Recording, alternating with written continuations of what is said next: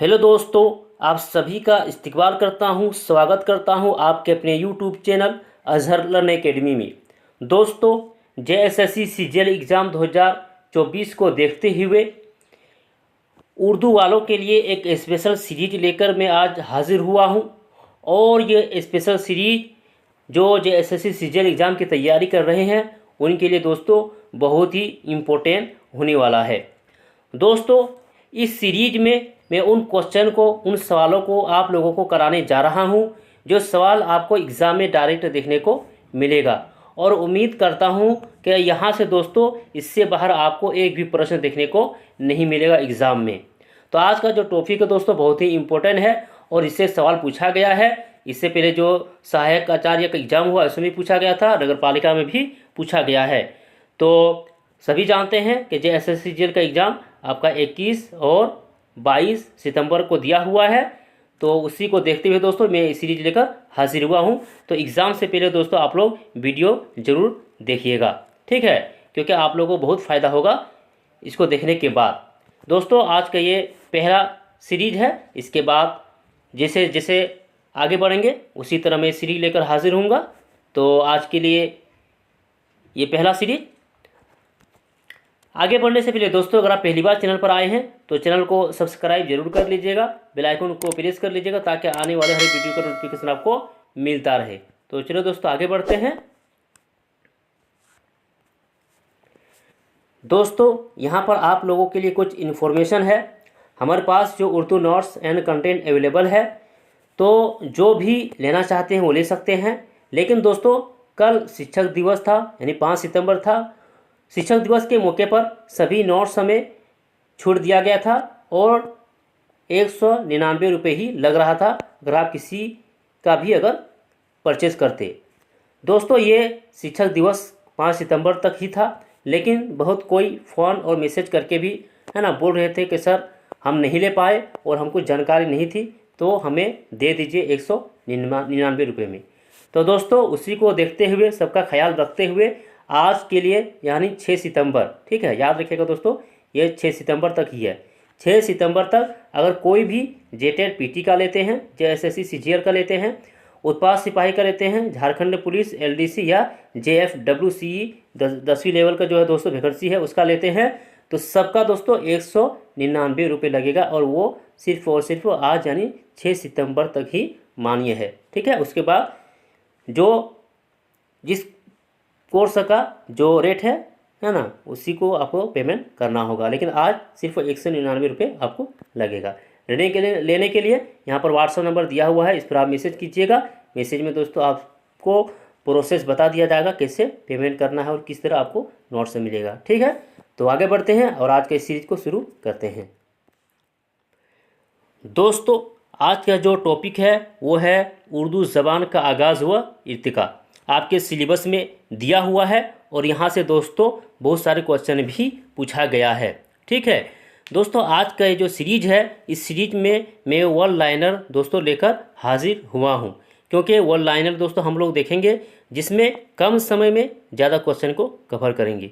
क्योंकि जो मैं क्वेश्चन लेकर हाजिर हुआ हूँ दोस्तों वन लाइनर, अगर इसी को अगर एमसीक्यू अगर बना देते तो दोस्तों जो हम लोग 15 मिनट में करेंगे वो दोस्तों आपको 45 मिनट लग जाएगा, ठीक। तो आपका जो 30 मिनट का समय जो बचेगा दोस्तों आप उसमें रिवीजन कर सकते हैं, कुछ और पढ़ सकते हैं। इसीलिए मैं वन लाइनर लेकर हाजिर हुआ हूँ।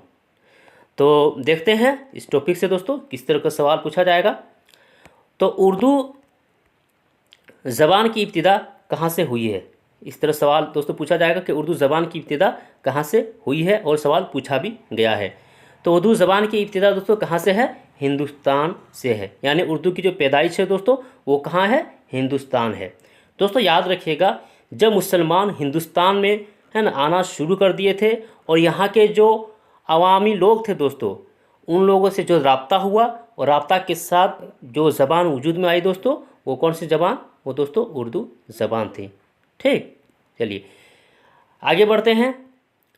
उर्दू किस ज़ुबान का लफ्ज़ है, तो दोस्तों सही जवाब होगा तुर्की ज़ुबान का लफ्ज़ है। याद रखिएगा दोस्तों, इस तरह बहुत सारा है ना आपको क्वेश्चन देखने को मिलता है। जैसे पूछ लेगा आपको कि गज़ल गज़ल किस ज़ुबान का लफ्ज़ है, नज़्म किस ज़ुबान का लफ्ज़ है। ठीक है, तो याद रखिएगा गज़ल भी दोस्तों अरबी ज़ुबान का लफ्ज़ है, इसी तरह नज़्म भी अरबी ज़ुबान का लफ्ज़ है। तो यहाँ पर हम लोगों ने देख लिया दोस्तों। याद रखिएगा मैं एक लाइनर वाला क्वेश्चन लेकर आया हूँ दोस्तों, लेकिन इसके साथ 2-3 और क्वेश्चन करा रहा हूँ, उसको भी याद रखिएगा। तो हम लोगों ने जान लिया उर्दू किस ज़ुबान का लफ्ज़ है, तुर्की ज़ुबान का लफ्ज़ है, गज़ल अरबी ज़ुबान का लफ्ज़ है, इसी तरह नज़्म अरबी ज़ुबान का लफ्ज़ है। ठीक दोस्तों, ये सेशन आपको किस तरह लग रहा है, कैसा लगा है, वो दोस्तों हमें कमेंट बॉक्स में ज़रूर बताइएगा। ठीक है, और दोस्तों आप लोग इस सीरीज़ को दोस्तों स्पेशल सीरीज जो मैं करा रहा हूँ इसे दोस्तों आप लोग शेयर ज़रूर कर दीजिएगा। आप लोगों से एक ही रिक्वेस्ट है, एक ही दरख्वास्त है कि इसे शेयर कर दीजिएगा दोस्तों, और सब कोई दोस्तों लाइक ज़रूर कर दीजिएगा। ठीक, मैं आप लोगों के लिए दोस्तों जब मेहनत कर रहा हूँ तो आप लोगों से एक ही रिक्वेस्ट है कि शेयर ज़रूर कर दीजिएगा। चलिए आगे बढ़ते हैं, आगे देखेंगे उर्दू का माना क्या है। ठीक, तो ये भी पूछा गया सवाल है कि उर्दू का माना क्या है। तो उर्दू का माना है दोस्तों लश्कर के। ठीक, अगला सवाल है कि अमीर खुसरू ने उर्दू का नाम दिया, क्या नाम दिया है वो जानते हैं। तो हिंदी, हिंदवी और रेख्ता। तो ये अमीर खुसरू का नाम दिया है दोस्तों हिंदी, हिंदवी और रेख्ता। एक सवाल यहाँ ये भी पूछा जाता है कि हिंदवी किस ज़ुबान को कहते हैं, या हिंदवी या रेख्ता किस ज़ुबान का नाम है। तो वहाँ पर दोस्तों आपको अगर उर्दू ऑप्शन में देखने को मिलेगा तो आप उर्दू टिक कर दीजिएगा, क्योंकि इसका सही जवाब उर्दू ही होगा। क्लियर है, आगे बढ़ते हैं। अगला सवाल है शाहजहां ने नाम दिया, शाहजहां ने उर्दू को क्या नाम दिया। तो याद रखिएगा दोस्तों उर्दू मुअल्ला शाहजहां ने ये नाम दिया था। और दोस्तों उर्दू मुअल्ला ये खिताब है उर्दू का। ठीक, खिताब किसको कहते हैं एक मरतबा ये भी जान लीजिए। खिताब कहते हैं दोस्तों वह नाम जो किसी सरकार की तरफ से, हुकूमत की तरफ से जो नाम दिया जाता है, चाहे वो किसी ज़ुबान का नाम हो, चाहे वो किसी शख्स का नाम हो, उसे खिताब कहा जाता है। ठीक है, खिताब इसमें मारिफा की किस्म में से आता है। तो खिताब ये उर्दू का दोस्तों क्या है, उर्दू मुअल्ला है। क्लियर, आगे बढ़ते हैं। अगला सवाल है अंग्रेज़ उर्दू ज़ुबान को क्या कहते थे, यानी किस नाम से पुकारते थे। तो दोस्तों इसका सही जवाब होगा हिंदुस्तानी या मोरिस के नाम से पुकारते थे। क्लियर, आगे बढ़ते हैं। अगला सवाल है कि उर्दू, हिंदी, हिंदुस्तानी ये किसका मजमून है। दोस्तों ये जो सवाल है ये आपको सहायक आचार्य का जो एग्ज़ाम हुआ था दोस्तों, है ना, तो उसमें ये सवाल पूछा गया था कि उर्दू, हिंदी, हिंदुस्तानी किसका मजमून है। ये करंट सवाल है दोस्तों, JSSC की तरफ पूछा गया है। तो इसका सही जवाब है मुंशी प्रेमचंद। एक मजमून है दोस्तों, आप अगर नेट में भी सर्च कीजिएगा गूगल में, जैसे उर्दू, हिंदी, हिंदुस्तानी किसका मजमून है, तो आपको वहाँ पर मजमून दिखेगा। आप मजमून को पढ़ सकते हैं, क्योंकि ये मुंशी प्रेमचंद का लिखा हुआ मजमून है। क्लियर है, आगे बढ़ते हैं। अगला सवाल है प्रेमचंद ने हिंदुस्तान की कौमी ज़ुबान किसे कहा है। ये भी दोस्तों झारखंड का जो सहायक आचार्य का एग्ज़ाम हुआ था दोस्तों, और मैंने PYQ भी कराया हूँ, आप उसे देख सकते हैं।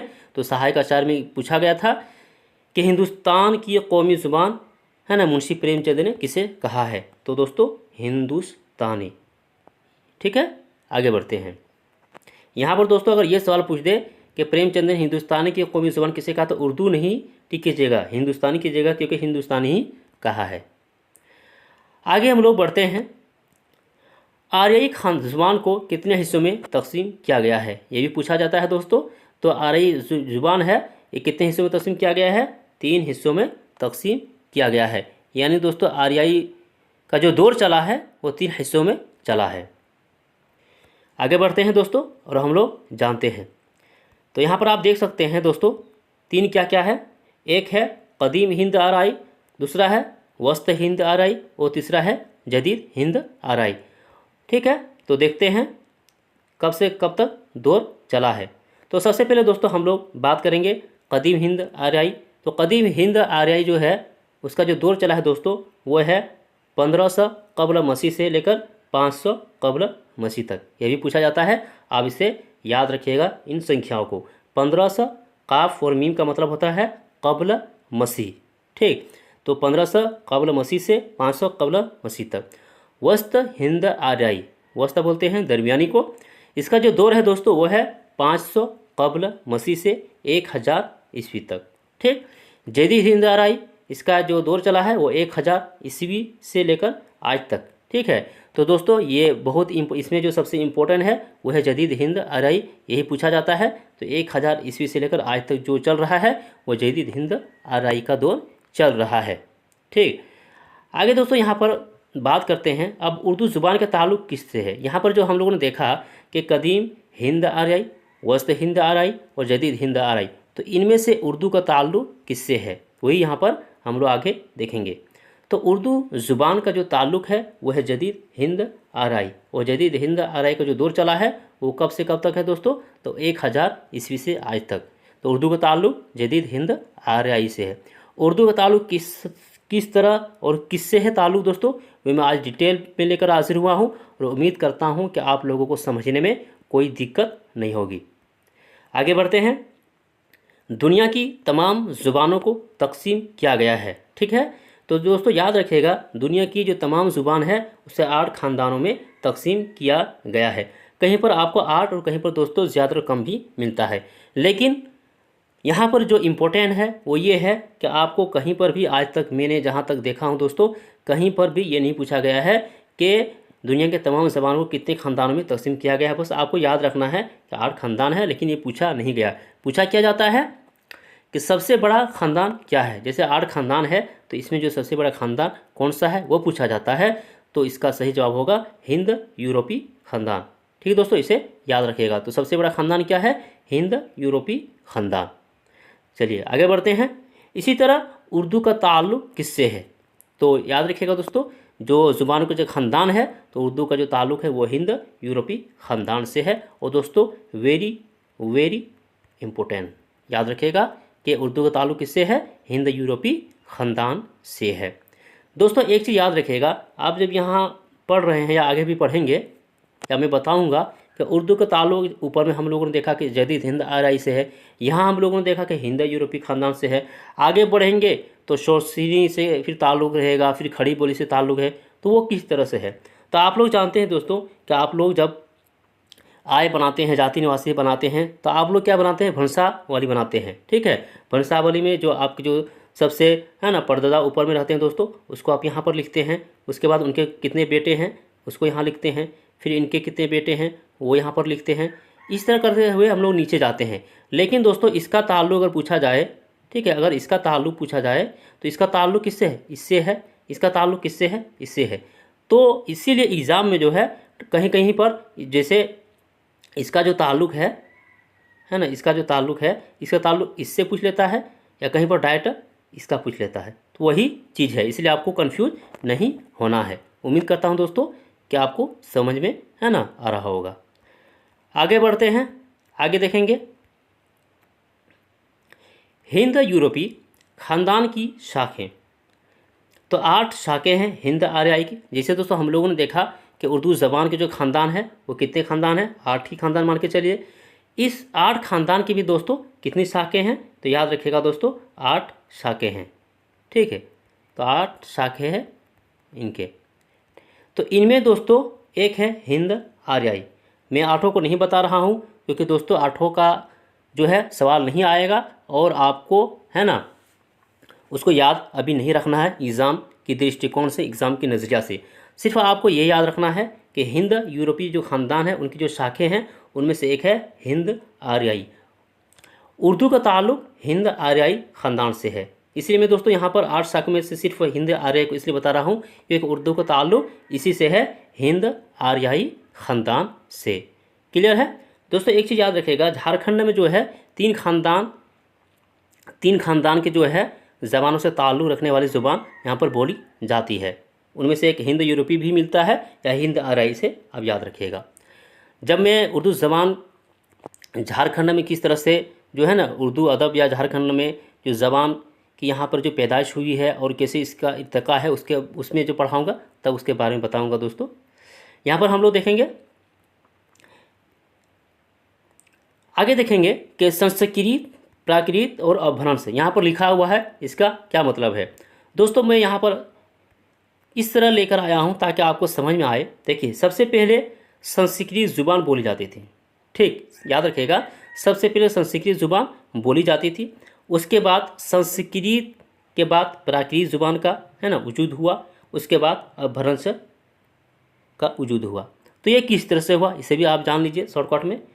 संस्कृत ज़ुबान जब बोली जाती थी, इसके बाद इसमें क्या हुआ दोस्तों कि इसमें बहुत सारे कायदे कानून नियम बना दिए गए, ठीक है। तो कायदे कानून नियम बना देने के बाद आम आवाम जो थे, आम लोग जो थे, उससे दोस्तों, है ना, बहुत दिक्कत होने लगी, क्योंकि उसमें कायदा और नियम बना दिया गया था और वो फॉलो नहीं कर पा रहे थे। इसकी वजह से प्राकृत ज़ुबान का वजूद हुआ, ठीक है, यानी इसी से टूट फूट कर क्या निकला, प्राकृत ज़ुबान का वजूद हुआ। फिर जब प्राकृत ज़ुबान, हाँ, चलते चलते क्या हुआ, इसमें भी नियम कानून बना दिए गए। तो इसमें क्या हुआ, इसमें भी अब लोगों को दिक्कत होने लगी बोलने में। अब क्या हुआ, यहाँ से दोस्तों अपभ्रंश का वजूद हुआ, यानी प्राकृत से ही क्या अपभ्रंश निकला। और अपभ्रंश के माना क्या है, टूटी फूटी ज़ुबान। तो याद रखिएगा दोस्तों, समझ गए होंगे कि संस्कृत से प्राकृत और प्राकृत से अपभ्रंश। चलिए अब आगे देखते हैं इनके बारे में। अदबी प्राकृत की तादाद 5 है, ठीक है, याद रखिएगा दोस्तों, अदबी प्राकृत यानी प्राकृत जो ज़ुबान बोली जाती थी उनकी तादाद कितनी है, तो 5 तादाद है। 1 नंबर में है शोरसिनी प्राकृत, 2 नंबर में मागधी प्राकृत, 3 नंबर में है अर्धमागधी प्राकृत, 4 नंबर में महाराष्ट्रीय प्राकृत और 5 नंबर में है पेशाजी प्राकृत। तो याद रखिएगा अदबी प्राकृत की तादाद है दोस्तों 5 तादाद है, ठीक। आगे बढ़ते हैं, आगे अपभ्रंश दिया हुआ है, तो अपभ्रंश की तादाद भी कितनी दोस्तों, तो 5 तादाद है। एक शोरसिनी अपभ्रंश, मागधी अपभ्रंश, अर्धमागधी अपभ्रंश, महाराष्ट्रीय अपभ्रंश और शुमाली मगरिबी अपभ्रंश। यहाँ मैं इसलिए दोस्तों इसका जिक्र कर रहा हूँ क्योंकि इस उर्दू का ताल्लुक इनसे भी है। तो ताल्लुक किस तरह से है वो समझ में आने के लिए मैं ये, है ना, अपभ्रंश और प्राकृत के बारे में बता रहा हूँ। चलिए आगे बढ़ते हैं। आगे दोस्तों यहाँ पर आप देख सकते हैं कि शोरसिनी अपभ्रंश से 4 ज़ुबानें वजूद में आई। कितनी ज़ुबानें, 4 ज़ुबानें वजूद में आई। एक है राजस्थानी, दूसरा है गुजराती, तीसरा है मशरिकी पंजाबी और चौथा है मगरबी हिंदी। दोस्तों यहाँ जो सबसे इम्पोर्टेंट है वो है मगरबी हिंदी, है ना, इतना बताने का मकसद मेरा सिर्फ यही है। आगे देखेंगे, मगरबी हिंदी की 5 बोलियां हैं दोस्तों। कितनी बोलियां, 5 बोलियां। इसे आप याद रखिएगा, ये दोस्तों वेरी वेरी इंपॉर्टेंट है ना, हर हाल में इसे याद रखिएगा क्योंकि एग्जाम में ये सवाल पूछा जाता है कि मगरबी हिंदी की कितनी बोलियां हैं, तो 5 बोलियां हैं। क्या क्या है, खड़ी बोली है, हरियाणवी है, कन्नौजी है, बुंदेली है और बिरिट भाषा है, ठीक। तो इसे याद रखिएगा। आगे बढ़ते हैं, आगे जानेंगे दोस्तों फिर उर्दू का ताल्लुक किससे है। तो उर्दू का ताल्लुक मगरबी हिंदी से है और उर्दू का ताल्लुक खड़ी बोली से है। तो आपको सवाल में देखने को मिलेगा, ये सवाल पूछा जाता है कि उर्दू का ताल्लुक इनमें से क्या है, ठीक है। तो खड़ी बोली दिया रहेगा तो खड़ी बोली होगा और मगरबी हिंदी रहेगा तो मगरबी हिंदी रहेगा। ऐसा नहीं कि दोनों देगा, अलग अलग रहेगा। क्लियर, आगे बढ़ते हैं। खड़ी बोली दोस्तों, उर्दू का ताल्लुक खड़ी बोली से माना है सब कोई ने, और इसी को राज्य कौल भी बताया गया है। तो यहाँ पर देखते हैं, खड़ी बोली को हिंदुस्तान की असल ज़ुबान करार दिया है किसने, तो गिलगिरिस्ट ने, है ना। ये मानते हैं कि हिंदुस्तान की जो यानी उर्दू ज़ुबान है उसके जो असल है वो क्या है, खड़ी बोली है, वो खड़ी बोली से ही निकली है। उर्दू की असल खड़ी बोली है, ये ज्ञानचंद्र जैन का भी कहना है। आगे दोस्तों हम लोगों ने यहाँ पर देख लिया। आगे हम लोग माहिर लिसानियात और उनकी तसानीफ, जो इम्पोर्टेंट माहिर लिसानियात है और जो उनकी तसानीफ है, किताबें हैं, उनके बारे में हम लोग देखेंगे क्योंकि एग्ज़ाम में पूछा जाता है और एग्ज़ाम के नज़रिया से ये बहुत ही इम्पोर्टेंट है। दोस्तों आगे बढ़ने से पहले एक बार मैं आप लोगों से रिक्वेस्ट करता हूँ कि अभी तक आप लोगों ने अगर शेयर नहीं किया है दोस्तों तो शेयर ज़रूर कर दीजिएगा और लाइक ज़रूर कर दीजिएगा। क्लियर है, आगे बढ़ते हैं। मुक़द्दमा तारीख़ ज़बान उर्दू, ठीक है, ये किताब है दोस्तों। इसके मुसन्निफ़ कौन है इनके बारे में आपको बताना होगा। तो इसका सही जो जवाब हो जाएगा वो है प्रोफेसर मसूद हुसैन खान। प्रोफेसर मसूद हुसैन खान की तसानीफ में से क्या है, मुक़द्दमा तारीख़ ज़बान उर्दू। हिंदुस्तानी लिसानियात, तो हिंदुस्तानी लिसानियात के जो मुसन्निफ़ है वह है महिउद्दीन कादरी ज़ोर। आगे बढ़ते हैं। चलिए, पंजाब में उर्दू, इसके मुसन्निफ़ कौन है? तो महमूद शेरानी है। दोस्तों, उर्दू ज़बान ये तो इनकी पैदाइश कहाँ पर हुई है? तो हिंदुस्तान में हुई है, ये सब मानते हैं, इसमें कोई इख्तिलाफ़ नहीं है। इख्तिलाफ़ इस बात पर है कि हिंदुस्तान की जो ज़ुबान है उर्दू, तो उसकी पैदाइश कहाँ पर है, यानी जगह जो है दोस्तों, जगह के बारे में इख्तिलाफ़ है, सब कोई अलग अलग मानते हैं। और ये भी दोस्तों बहुत ही इम्पोर्टेंट है, इसे मैं नेक्स्ट सीरीज़ में लेकर हाजिर होऊंगा। तो पंजाब में उर्दू दोस्तों, ये महमूद शेरानी के तसानीफ में से है। उर्दू लिसानियात, उर्दू लिसानियात इसके मुसन्निफ़ कौन है? तो शौकत सब्ज़ वारी है दोस्तों, इसे आप याद रखिएगा। दक्कन में उर्दू, तो दक्कन में उर्दू इसके मुसन्निफ़ कौन है? नसीरुद्दीन हाशमी, इसे भी याद रखिएगा। नुकोश सुलेमानी, नुकोश सुलेमानी दोस्तों, इसका जो मुसन्निफ़ है वो सैयद सुलेमान नदवी, ठीक है, वो सैयद सुलेमान नदवी सिंध को दोस्तों उर्दू की जाए पैदाइश मानते हैं। आगे उर्दू ज़बान व अदब, इनके जो मुसन्निफ़ है वो है मौलवी अब्दुल हक। उर्दू की लिसानी तश्कील, इसका जो मुसन्निफ़ है वो है मिर्ज़ा खलील अहमद बेग। इसी तरह हिंदुस्तानी लिसानियात का खाका एहतशाम हुनैन, ये भी दोस्तों बहुत ही भी आई है, इसे आप याद रखिएगा कि हिंदुस्तानी लिसानियात का खाका के जो मुसन्निफ़ है वो है एहतशाम हुसैन। तो दोस्तों यहाँ आप कन्फ्यूज़ मत होइएगा, लिसानियत से तीन है ना, तीन तसानीफ़ है। एक है हिंदुस्तानी लिसानियत का खाका, यह एहतशाम हुसैन का है। ऊपर देखिएगा तो यह उर्दू लिसानियत, यह शौकत सब्ज़वारी का है। और एक है हिंदुस्तानी लिसानियात, हिंदुस्तानी लिसानियात महिउद्दीन कादरी ज़ोर, उर्दू लिसानियात शौकत सब्ज़वारी, और हिंदुस्तानी लिसानियात का खाका, खाली ये बढ़ा दिया दोस्तों तो एहतशाम हुसैन। और अगर ये नहीं रहेगा, सिर्फ ये रहेगा, तो हो जाएगा आपका महिउद्दीन कादरी ज़ोर। ठीक, तो ये था दोस्तों उर्दू अदब के बारे में जो हम लोगों ने अभी देखा, समझा और जाना। यानी उर्दू ज़बान का आगाज़ व इर्तिका से दोस्तों, हिंदुस्तानी ज़बान का आगाज़ व इर्तिका से अगर कोई भी सवाल अगर आता है दोस्तों, तो उम्मीद करता हूँ कि यहाँ से बाहर दोस्तों आपको एक भी क्वेश्चन देखने को नहीं मिलेगा और यहीं से डायरेक्ट क्वेश्चन आएगा। तो इसे दोस्तों आप हर हाल में याद कर लीजिएगा। दोस्तों ये मैं टेलीग्राम में शेयर कर दूँगा, ठीक है, तो वहाँ जो भी जुड़े हुए हैं तो उसको प्राप्त हो जाएगा PDF, तो उसको पढ़ सकते हैं, निकाल सकते हैं। तो जो अभी तक नहीं जुड़े हैं, टेलीग्राम दोस्तों अजहर लर्न एकेडमी के नाम से ही है, जो यूट्यूब का चैनल का नाम है वही टेलीग्राम चैनल का नाम है, तो आप जुड़ सकते हैं। नहीं तो वीडियो का जो डिस्क्रिप्शन है वहाँ पर आपको लिंक मिलेगा, डायरेक्टली जुड़ सकते हैं। तो दोस्तों आज के लिए इतने ही, तो हम लोग फिर मिलते हैं नेक्स्ट सीरीज में। तो तब तक के लिए खुदा हाफिज़।